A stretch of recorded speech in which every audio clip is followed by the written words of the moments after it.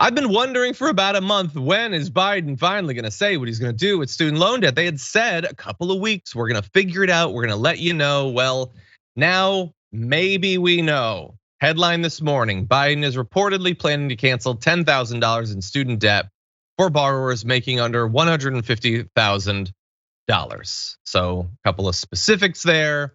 And it is the 10,000, not the 20, the 50, all of it, whatever that other people had called for. But anyway, as long as you earned less than 150K in the previous year, or if you're in a married couple that makes less than 300,000, then you can get it. And there's a lot that we still don't know about when this would be announced. Will this be paired with a resuming of payments, all of that? So they might do something, Farron. What do you think? It would be a good, not great, but good start until they got to the means testing.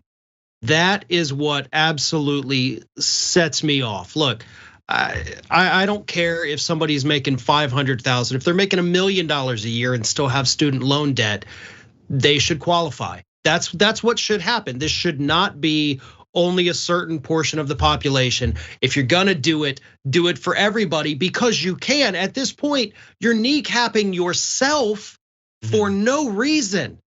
Same thing with limiting it, to 10,000. You could do 11, you could do 15, you could do 18,922 if you wanted to. I don't get why they're like, okay, well, we know clearly we can go big. We can kind of do whatever we want on this issue because these are loans issued through the Department of Education.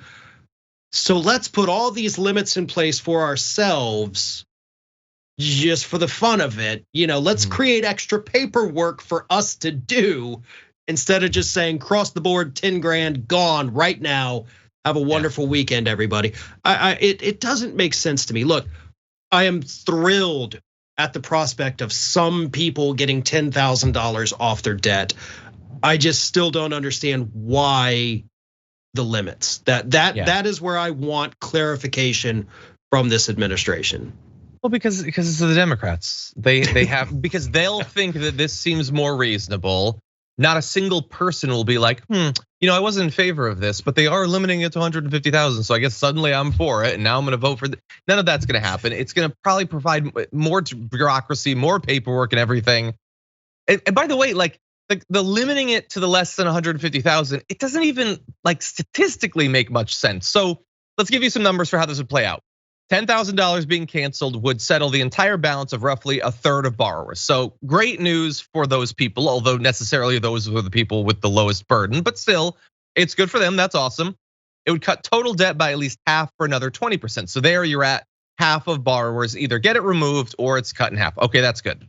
So an estimated 97% of all student debt was held by people earning below the threshold of 150,000 per person.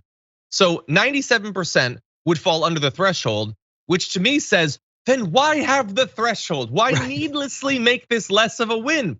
And Parker Malloy, she pointed out on Twitter, I'm gonna go a little bit beyond my memory of exactly what she said, but it's almost like the perfectly wrong amount to cancel. Because if you don't have any student debt, you still get to be mad at the Democrats for canceling it for other people.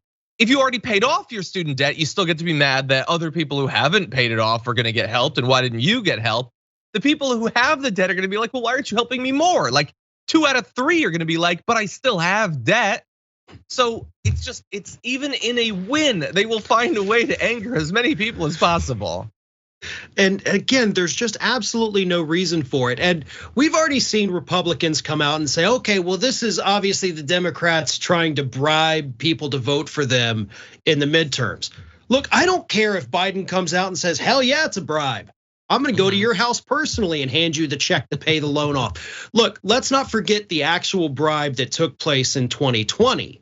Remember when Donald Trump's trade war was crushing farmers here in the United States? So he had the Department of Agriculture literally start writing checks to farmers to basically pay them off to go support this guy. No, that's a bribe. And honestly, I was okay with it. These people were struggling because Trump screwed them over. So Biden, don't run away from that. Don't be afraid of their rhetoric. Go big. Go as big as you can, because the only people that aren't gonna benefit from this probably don't really care that much about it anyway. They're not gonna turn on you because, well, I made my last payment last week and now it's all, that ain't gonna happen, bud. Just do it. Just do the thing that everybody is telling you is an electoral and economic winner. But no, we gotta, let's not give us the full victory. Let's just have a little tiny piece of it.